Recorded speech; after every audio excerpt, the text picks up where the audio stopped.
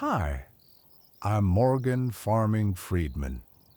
Let me tell you a story about a place called Bevington Farm, tucked away in a quiet corner of Calmsden, deep in God's green earth and the heart of the Cotswolds countryside. They say every farm's got a story, and this one, well, this one's soaked in diesel, cow muck, and just a touch of pure stubborn grit. Old Malcolm Rowelinson, farmer, warbler of tuneless melodies, and world-class tea drinker, worked this land since God was a lad. But time, like a leaky gearbox, waits for no man. His joints gave out long before the Massey Ferguson did. Now he's in a care home, eating custard and shouting a countdown. The family wanted nothing to do with it. Too much mud, not enough Wi-Fi. So they sold it, and that's where you come in. Brave, slightly naive, armed with a questionable business plan, and just enough cash to be dangerous. You bought it, every cracked window, every wheezing machine, and all 35 of Malcolm's cows. The land? It's not the problem. You've got acres of lush potential, ripe for silage, hay, maize, 4 fields of wheat ready to harvest, and one of canola swaying in the breeze. No, the real problem is the infrastructure. Malcolm never modernized. His idea of future-proofing was adding a roof to the milking parlor back in '82. The cows are crammed in outdated sheds, the feed's running low, and storage? Let's just say the land's grander than the yard. But you didn't come empty-handed. No, sir. You splashed out on one bit of shiny salvation, a brand new, pride-of-place New Holland T7. It turns heads. Even the cows nod in approval. The rest? Rust, bolts, and a prayer. There is one golden egg, though, planning permission. Already granted, one corner of the yard, that golden patch, ready and waiting for a proper cowshed, one that matches the scale of the farm, something worthy of the land you've got. But here's the catch.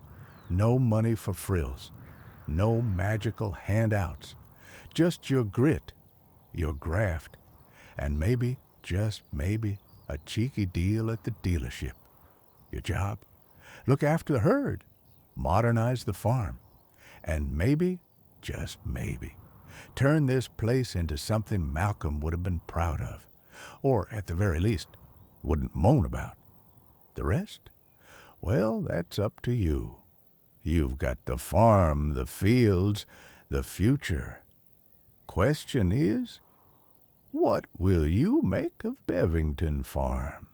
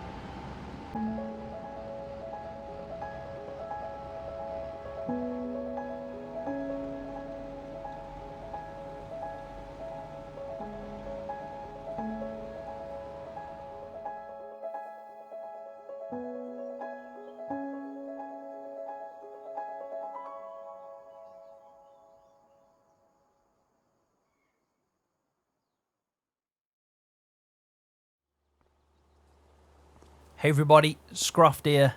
Welcome back to the channel and welcome to Bevington Farm. Now I've been waiting to show this off properly for what feels like forever. I've worked my socks off on this one. Honestly, I've worked my socks off. I started, I don't know, a fair few weeks ago now, making this custom farm edit. I originally started it because I wanted to make a farm for the Farmhand series, so it's a farm for the story, so it's going to play a role in that. But it's different. This is the Let's Play version. I've had to change it up, make it so it's an actual playable version on FS25, whereas the other farm, which you'll see in the series on the Farmhand, is more of a rundown farm. Everything's boarded up, all the windows are, and that in itself took me ages. So that was the first version of Bevington Farm, and then I adapted it and made it into this.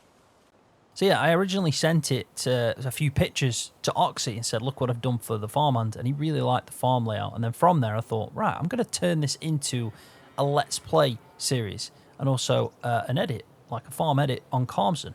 And yeah, it took me a long time, but I'm really proud of it. It's one of them things where I've done everything myself. I've not had any help outside for anything. I've done it all myself. I've had a few questions along the way, which I've obviously had Oxy to answer, so he's assisted me there, but I've done everything, putting in the triggers, putting in a custom silo that I've built, and then you've got 4 cow sheds that we'll go around in a second to have a look around. But I wanted to also put a backstory to it, so at the start of the video you've seen that backstory. I even got the voice there for it, which was, I created like a character called Morgan Farming Friedman, which is the character that's kind of give you the introduction to Bevington Farm and the story behind it. So the way it goes is we've bought this farm, an old farm that needs to be modernised, but it's got a lot of land with it, so the potential's high.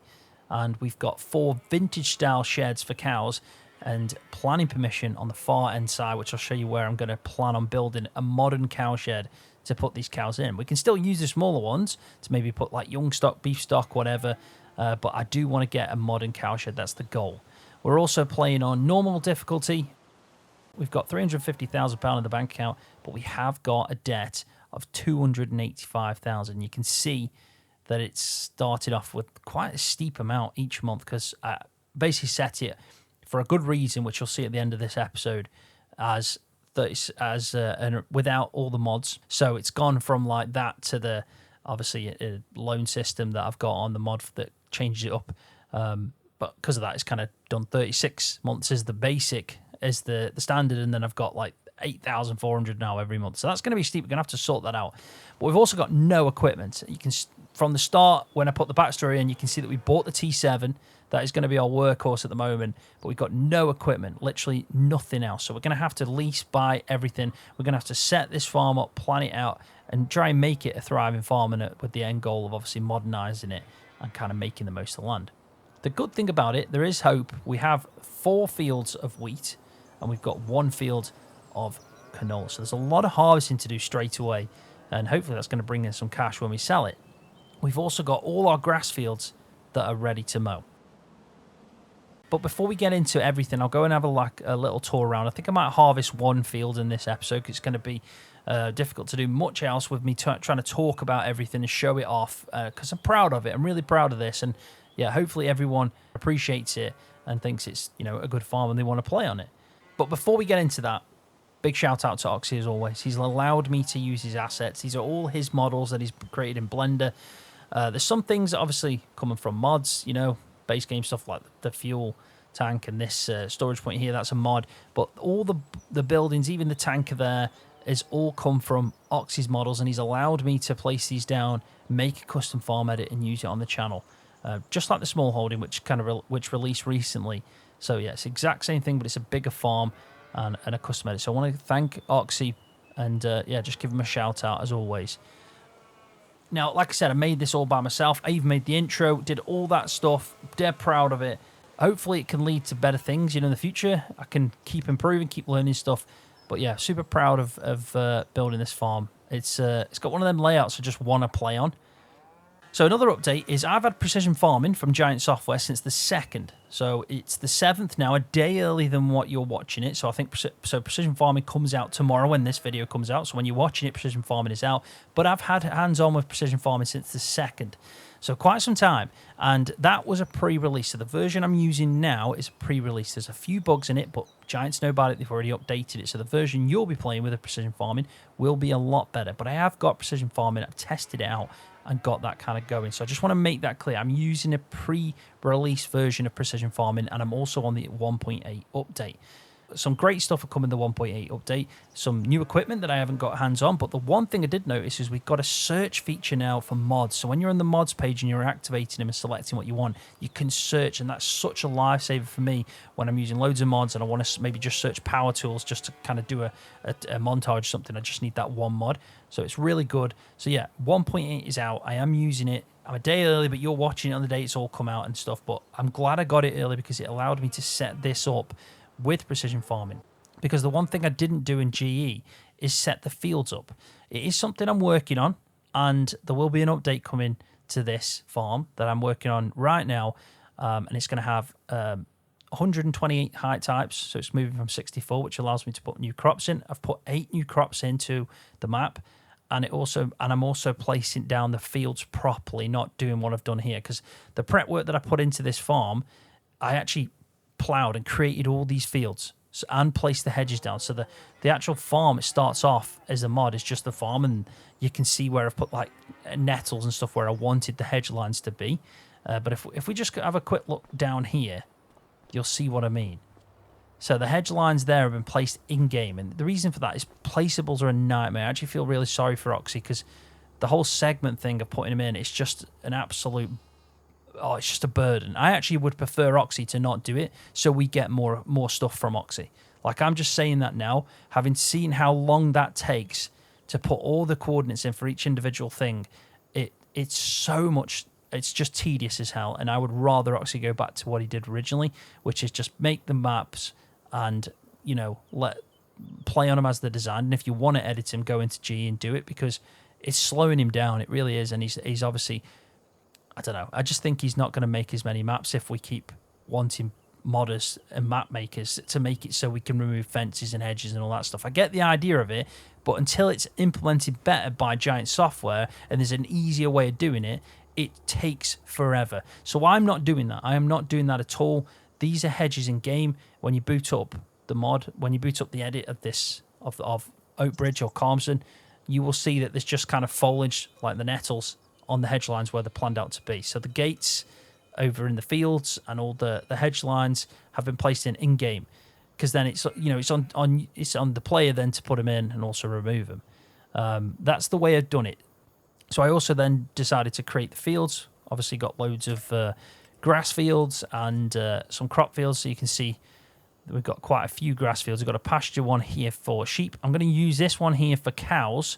And then this is where I've got, like, in my head, planning permission to put in a modern cow shed. It's on a bit of a slant, so it's going to need some terraforming to get it bang on.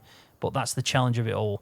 And then we've got this grass field, this big grass field, and then you've got, what, 1, 2, 3, 4, 5, 6, and 7. And you could say 8, but I'm going to use that as a cow pasture at some point. Yeah, then we've got the big crop fields. So we've got 1, 2, 3, and 4, and then we've got 1 with canola. Now, like I said, there is an update, and I am going to work on that, and it'll make it a little bit easier for tram lines and things like that. That one worked for tram lines, but yeah, if we go to the map and then just show you precision farming, I've done all the prep work and the behind the scenes. I've got, you know, the soil sampling done. It's not been pH. I've not done any of that stuff, or nitrogen. Well, I did the nitrogen in the planting when I was using the planters to get that in, but everything else is pretty much not very good. You can see the environmental scores is down, but in all fairness, the environmental score, that there is a bug there, but it'll be fixed for you guys. So for me, who's playing with this pre-release version of it, it needs fixing on certain things, but it's been noticed, it's been sorted out. So the version that I'll update to, that all you guys are playing on now, won't have that issue. So just want to point that out as well. But yeah, I created all these fields, planted in the grass, replanted it all in, so I could actually use like things like guidance steering and AI workers, because, yeah, it was difficult to kind of get it to work unless these are defined fields. But there will be an update to the edit, Bevington Farm, and I'll have the fields all already in. I've already started work on that. I'm probably like halfway through it. And, yeah, it's just finding time, really, that's slowing me down. Yeah, and eventually that'll help with precision farming, because I've got to put all the data in for precision farming, because it'll just come up with, you know, no data detected on that kind of fields and the crops that I put in, because I'm putting 8 new crops in. Some of it's like field grass. There's a couple of cover crops, and then some new crops like spelt and triticale and all that good stuff. Even mustard as well. So they need data in there for the precision farming side. So I couldn't have even used that version. I needed to wait until I kind of learn a few more things. So it won't be straight away. It'll take some time, but there will be a better version, because right now, you know, I need a save game to make it look like this, because without it, there's no gates, there's no hedge lines, there's no hedges, and the fields are all just grass. It's just all grassland, like it would like the standard map looks like. But the farm's there, and all the triggers there, and all that good stuff. So the main core of it's there, but the fields, that's what's lacking. So I will get that sorted out at some point, and then we can go from there. Right, so that's all that done. Talked about everything, got all the info out. Let's have a quick look around. This section here is like and nothing you can enter into. I will put a workshop here, just something like a mod, a placeable one. Just put it there for parking tractors and just kind of do a bit of work. Sleep triggers there. Got a bale kind of storage point here. There's also another one around the corner that looks pretty good. Around here is like a bit of a back garden, but it's messy. It's not the best. And I've got a wardrobe trigger that doesn't work. I need to fix that, but I also need to fix that on the small holding. I'm not that fussed about that though, because, you know, just go into the menu. It's not that big a deal. We've got entrances to fields, everything down here, and then we've also got a sheep pasture there with the gate going out. So all these are grass fields that we can work on. And I love the flow inside to the landscape. I wanted to make sure when I did the terrain editing in G that I made a nice wave. And, you know, I didn't want it to be flat. I wanted it to be quite hilly in areas. But you've got another bale storage point around this side, so you can just drive through and put some bales there. All undercover. Oh, another update as well. I'm using a lot of mods, but I'm not using the realistic weather mod because of precision farming. I'm also not using a couple more that I noticed didn't work because of precision farming. But the mod authors probably know this by now, by the time you're watching this video, and hopefully soon we can get that sorted, because I really do want to play with precision farming and realistic weather together. So we've got fuel tank there. This has got some mineral feed in, so that's going to be for our TMR mix. We'll walk this way and go through. Now, one of the main kind of focal points of this farm I wanted to have was this drive-through shed where I put bales either side. Now, I got the idea from a farm I'm actually working on that has this, and I thought it was super cool. So I've put it in. I've added in like wooden beams at the side because I had to make it so I wanted it to be rustic. So one of Oxy's kind of assets, I could take the beams out, but then they would be, if I didn't take the beams out of it, they'd be kind of here. So they'd be the opposite to where these beams were. So I removed them and placed in my own in G. And now we've got the shed. So it's going to take probably like a telehandler to work in this area, because obviously you need all-wheel turning. But it's a really nice place to have like loads of straw bales stacked, maybe some hay, anything that needs to be under cover. And then we start getting to our kind of vintage, old-school sheds. We've got one cow shed here. They all hold 50. They all hold the exact same amount of feed and everything. And the triggers are pretty straightforward. You can place bales in over, so you have to put the bales over. Straw can be blown and a bale over as well. Feed is here if you're doing like a feed mixer. And yeah, you got your animal trigger there. So if you just back up to about here, the animals can go in. So pretty straightforward. I've also put some of them that were on Mod Hub, these kind of animal brushes.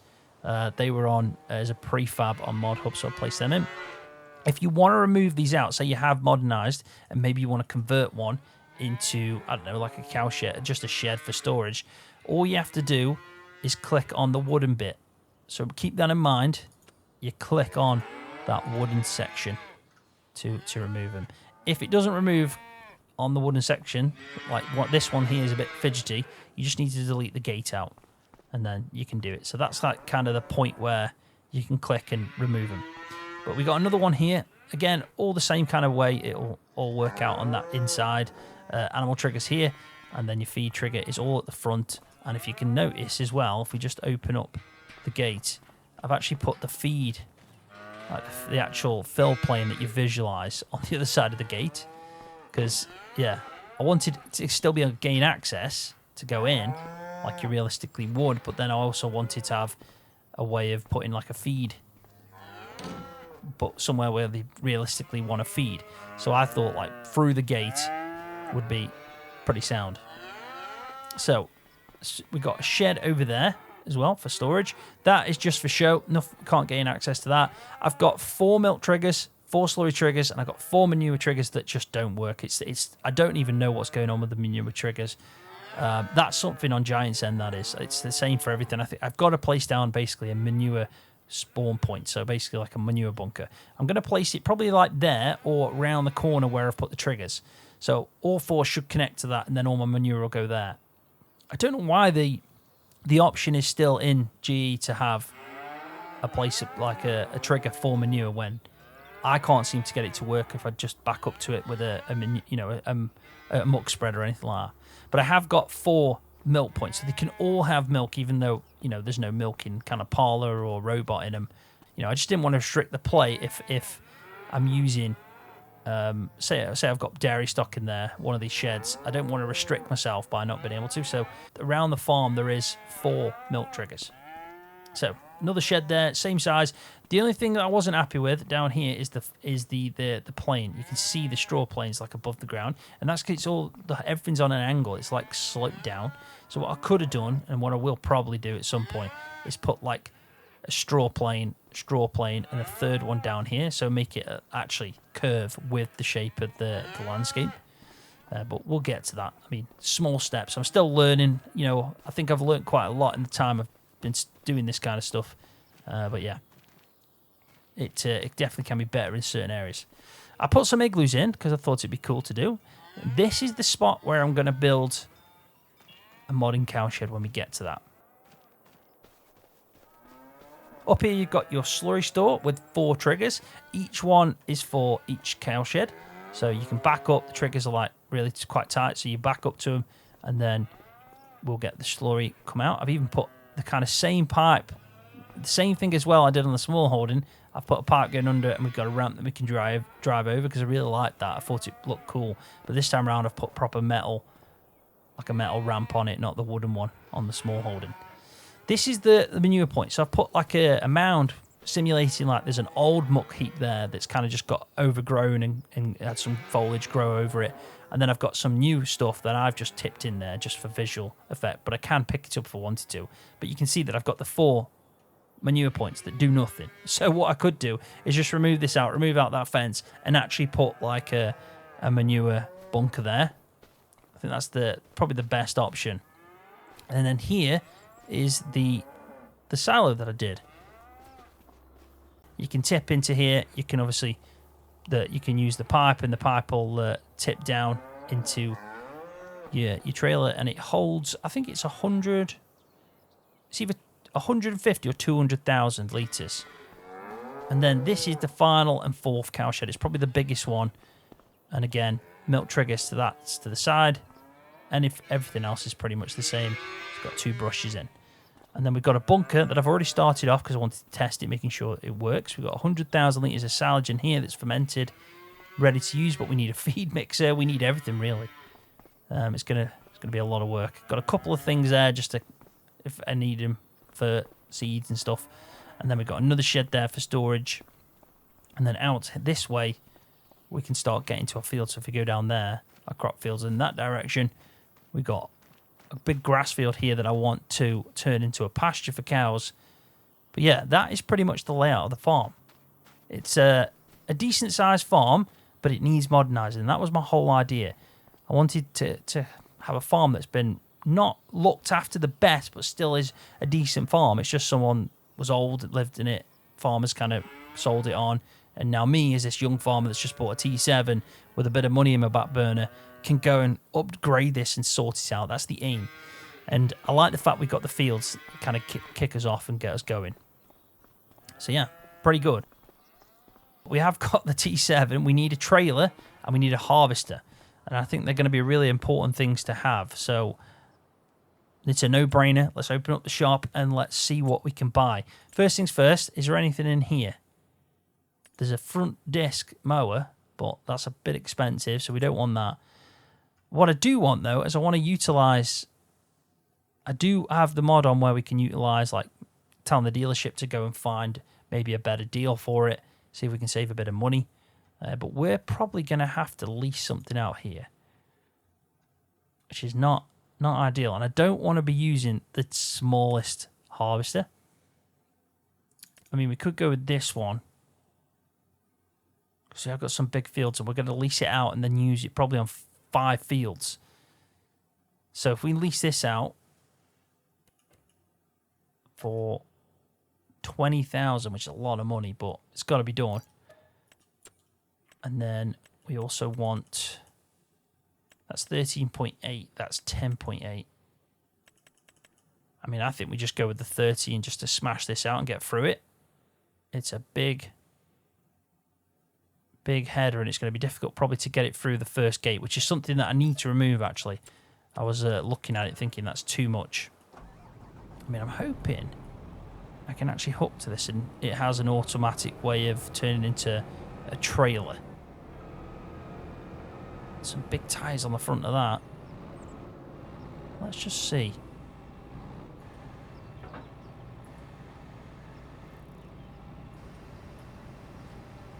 So I don't think it does it? So we're going to have to move this out of the way and get a trailer. Have you seen in the top left corner as well, we've got all that information. That's to do with harvesting. It tells you like the yield that you're getting, the percentage and stuff like that.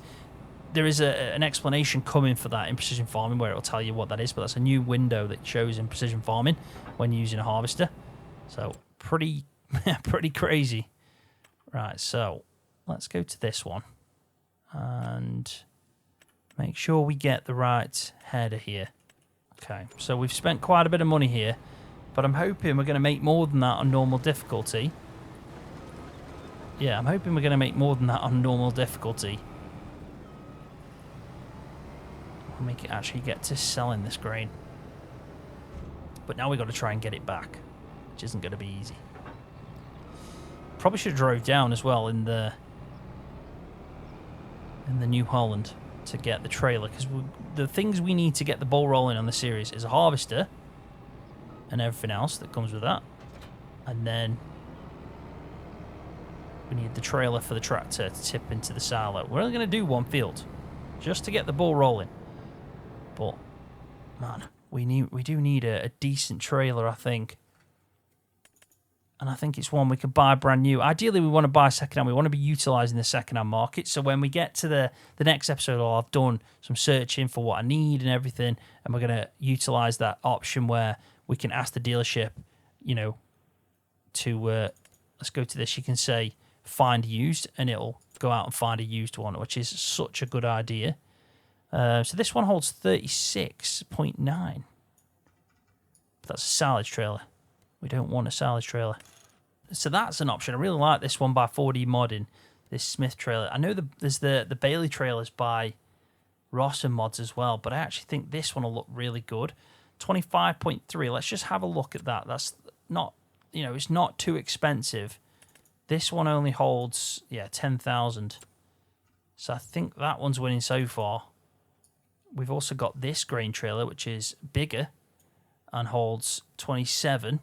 Because these are more expensive, and actually we get more bang for a buck with one of these Smith trailers. I'm actually going to go with this one. I think this is a perfect size for a farm. I think we can still manoeuvre that. And I'm going to go with... Can't have a cover on that one, can I? But I think it should be fine. I really like the shape of that as well. So let's see what we can do here. We can go... We can add a ladder, definitely. Anything that makes it look better. Don't need to worry about that, even though we're actually paying for it. It's just we haven't got a silage on it, but we can convert it if we need to. Let's go with all mud flaps, because why not? Yeah, look at that. I mean, 4D modding every time. He does make it brilliant. And we'll have the full light package. all options. Going to add ABS brakes. Right, we've got it kitted out. I've pretty much maxed it. I've spent 4,600 on extras, but it's worth it. And we're going to go with the New Holland Blue.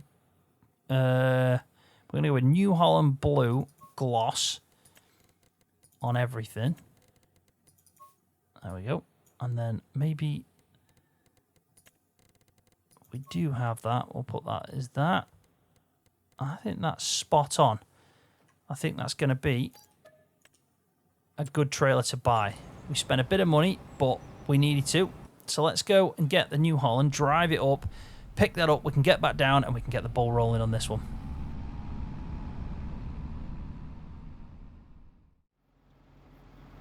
And you know what? That might be the best looking tractor combination with the trailer that I've seen in a long time.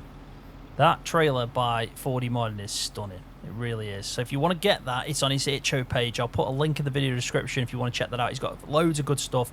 4D Modern and Rosser Mods at the moment flying the flag for like equipment mods, UK ones, yeah, British and Irish. So massive shout out to them guys. But yeah, this is the setup we got. There's loads of stuff I need to buy. I'll make sure in the next episode we get the ball rolling. I might do some searching, like I said, so we can get stuff on the cheap. Might take a bit of time. Luckily, the cows are fed, so that's something we don't have to worry about. The cows are fed. Now, what I do have to worry about is trying to drive this thing with this bloody header through these roads.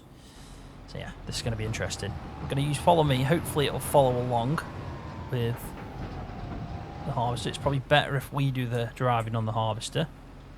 So there we go. Happy there. I don't know if I did. I show you the settings I'm running. I don't know if I did. Let's just go. Let's just do that so you can see. So I've got.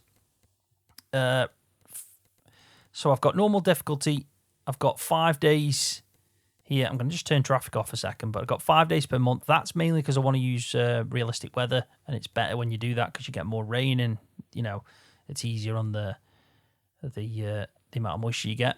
Crop destruction is on. Periodic ploughing, though, and field stones I always have off because sometimes I put periodic ploughing on, but field stones I never play with. I kind of don't enjoy the way that is. That's just a preference. I get it that it's realistic, and I probably should play with it, but it's always just been a preference of mine. Disasters are obviously visual only because I'm in the UK, so it's not like we're going to get much and probably not as much hail damage. This is all set to normal. Fuel on usage is on high. I always have that like that. That's all off at the moment. I have got the maintenance cost and painting cost mod on, which means that I can adjust it. So it's got 50% for the cost, but the interval's still at 100. And then my advanced loan, I've got it so I can make multiple repayments per year, but I have got a dynamic loan interest rate. So it's 3.5 at the moment on that loan, but it can fluctuate between whatever it's offering us. So we'll see what happens. I haven't spoke too much about the animals, just showing you what I've got. We've got 40 sheep that have already produced wool. There's quite a bit of it that's come out as pallets that I need to sort out. We've got loads of grass, meadow grass. We never need to feed these. They're going to be fine. And that pasture can hold quite a lot. So expect to get loads of lambs and a lot of money from wool, hopefully. Cowshed 1, which has got kind of like my milkers in. These are at the right age to milk. I've got 15 of them. And they've got plenty of feed. They've also got plenty of straw. So we don't need to do too much with them yet. We're going to have to buy a feed mixer at some point. It's got to be the right size because of the sheds. I also like the straw blower, the Teagle one, because you can reverse in and do it properly into the shed, which is super cool. Super cool. We've got 10 that are 6 months old in one shed. Again, plenty of feed, so don't have to worry about that. We've got calf igloos that are all empty, and we've got some beef stock. They're at 14 months, so probably around 2 years old. I'm going to sell these so that, again, they've got plenty of feed. Should be all right for a bit. And if we go to the last cow shed, we've got 10-month-old beef stock, and we do want to try and do a lot of beef stock. I think my idea is going to be to obviously upgrade the farm, modernise it, build a big dairy shed for all my dairy cows, probably put like some of the maybe young stock into one of the 4 cow sheds, like just so they're not kind of feeding up on that TMR, just give them a couple of bales or something. And then the other 3 sheds and the igloos I'm going to use for beef stock because I want to have a functioning beef stock rotation going where I sell and make quite a bit of money each year from selling beef stock. That is my aim. So we'll see how that goes on. So we'll see how we get on with that. We might need to change things up. as I play this, I'm going to see things that I want to change to that update. I'm going to hold off until I know I've got enough stuff in there to do. I've obviously got the crops, like I mentioned, and other things that I want to be sorting out. But I already know one thing that I need to definitely do, which I know I'm going to moan about straight away, which is I need to remove that gate. Got to remove the gate that's going to stop me from going in. I might have to swing through and drive through a hedge just to get through that. We'll have to see, but that needs to go, and it can't do it in game. It's a inbuilt one, so yeah, it needs to remove it in GE. So I'll make sure to do that. But yeah, we're all right for everything else. It's just about getting this stuff back to the farm so we can start in one of the fields. I think I'll just start on the first one, so I don't have to do too much crop damage driving through to the other ones. But we'll see how we get on. This is a hefty piece of kit. You see how we've got the alive mini map as well. It's super cool, that is, on pretty much all the base game stuff and a few modded ones. So we can see that. It's also in the T7 like that as well, which I'm hoping he's following me. Yeah, yes, he's right behind me. So there's no quick way to get to this farm. We're literally on the other side of the map. I mean, ideally I don't want to be driving through Calmsden, the actual village, but I think we're going to have to do this. It's going to be easier to stick onto this main road than going through the other farm. Right, so I've just had to use a bit of super strength to get that size header through here. I should have gone with a 10-meter one because it's tight. You know, it's tight even for this. But I was thinking, like, if I store my harvester in there and drive out, maybe just swing around and come back up, I'll easily be able to get up that side with a small header.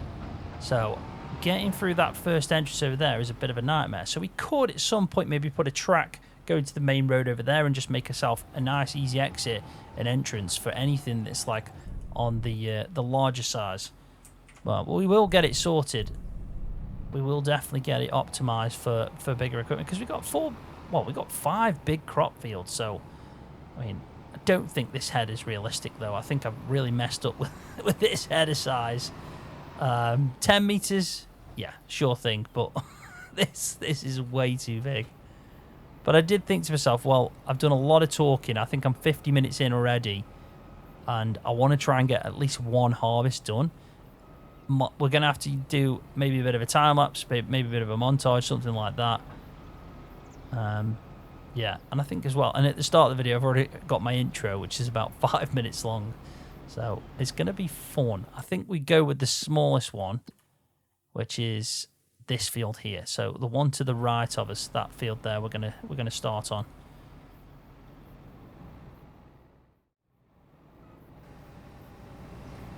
So I finally got here. Through a few hedges along the way, but we got there. One thing I've learnt so far, this is a nightmare. This is definitely too big of a header, so we're not going to be using that going forward. That is a certainty. But let's check if my steering assist works. It does. Let's go to 2 and perfection. Even though it's not letting me click on, that's because I've got too many things connected. Don't know why that is, but if you've got like steering wheels, you know, farm sticks, the stalks that I've got on my steering wheel, the ignition, everything, pedals. If you attach too many things to it, certain things just conflict, even though it shouldn't. So one of them is the fact I can't use my controller if I've got that in my hands for guidance steering. I have to use the keyboard for some reason. Pretty random, I know, but ah well. Anyway, done a lot of faffing, a lot of talking. Let's get this done. We'll do a time lapse. I'm also going to do the karting as well. But with this size header, it shouldn't take me long to do the smallest field.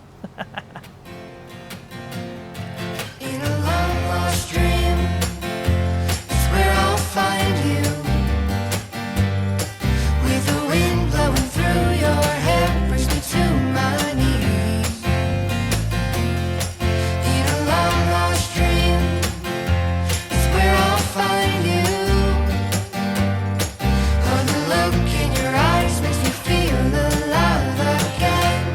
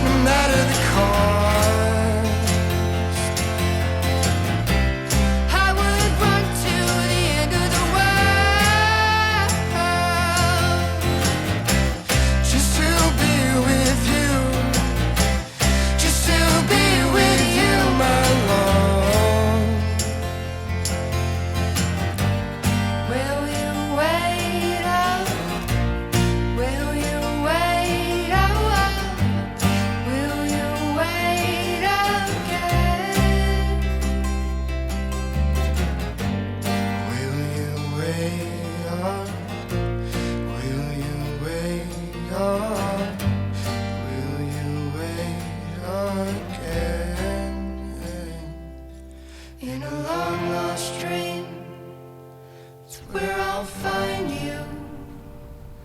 When I open my eyes, hope that you're by my side.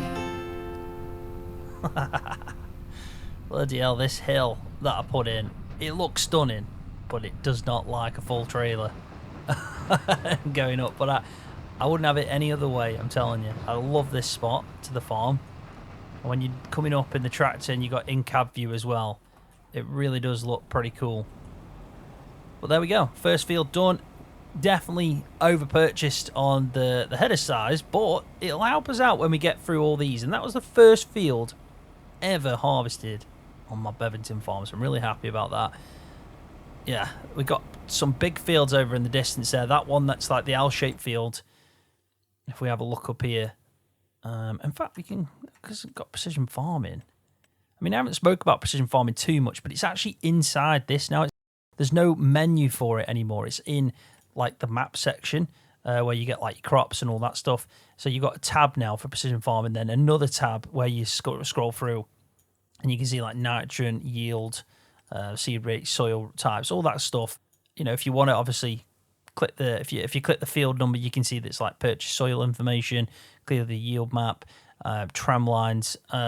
Worth keeping in mind though that like because of the way I've set it up, which will change in time, field 1 is all this. So if I go to farmland, you can see that field 1 is that section. It's like this light kind of darker green. Field 29 is just this section now, and field 28 is this section. So I just need to sort that out, and I will do in time. But yeah, so it's a weird one for the precision farming section because like even though this has got tram lines in, this is like combination of two fields, so it won't be able to kind of tram line that, which is interesting. But I'm not too fussed about not doing tram lines yet, but I will at some point. Definitely will at some point. Anyway, let's bring that in. We're going to leave this out in the field. Come on, there we go. We're going to leave this out in the field because we've got plenty to harvest. I definitely need to sort that out, don't I? I've got to sort that gate out. Make sure I don't get a massive header. I think 10 metres would have been fine, but going to that size was a problem. And we got loads of fields to get through, but I need to set the fields up properly. So it works better with precision farming, with everything else. But it works now. I mean, you can happily farm, you know, and do everything that you'd want to do. It's just... But it's just a little bit more tricky, let's say. But at least I can use... Because I've obviously created all these fields, I can now use AI workers, GPS, and all that good stuff. But here we go. Actually, not a bad yield, 26,000. We're going to hold on to all the grain, put it all in the silo, and then at some point we can figure out when to sell it. But we're gonna hold on to it all for now.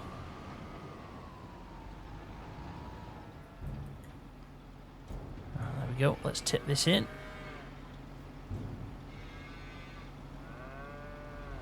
Needs to come back a bit. Just realised that's going to collide. I mean, I could raise that up, but I don't think that's too much of an issue. Just make sure next time I'm not that far back when I'm reversing. But there we go. And let's see if that's showing up. It should do. It should show that we've got it in storage. So if I go to here and to wheat, right at the bottom. Nope, we've gone past wheat. Where are we? There we are. So 26,000. So it's picked up that we've got that in the silo. Not bad at all. But there we go. Job done. Let's turn that off, turn the beacons off, and we'll leave it there for this episode. Hopefully you've enjoyed it. Hopefully you like Bevington Farm. Like I said, I've put a lot of time and effort into this, and I'm dead proud of it. Hopefully you like it. If you do, well, got some great news for you. Exactly as this video finishes, within the closest minute, because I can't do it by seconds the way it works to schedule a video. But within the closest minute, a video is going to follow after this of how you can download Bevington Farm right now. So thank you so much for waiting till the end to find that out. So watch that video after this. It'll tell you how to set up, because you do require some mods. There's like 6 mods on ModHub that are required. I've got links to them and everything like that. And also you will require the save game. So you need to apply the save game as well as the custom farm edit, because if you don't, you won't have the field set up, you won't have all the hedges and stuff like that. So it's well worth doing that. So the next video I'll show you exactly how to do that step by step. But thank you so much for watching. Give it a thumbs up if you like the video. Hit subscribe if you're new to the channel. And I'll see you in the next one. See you, everybody.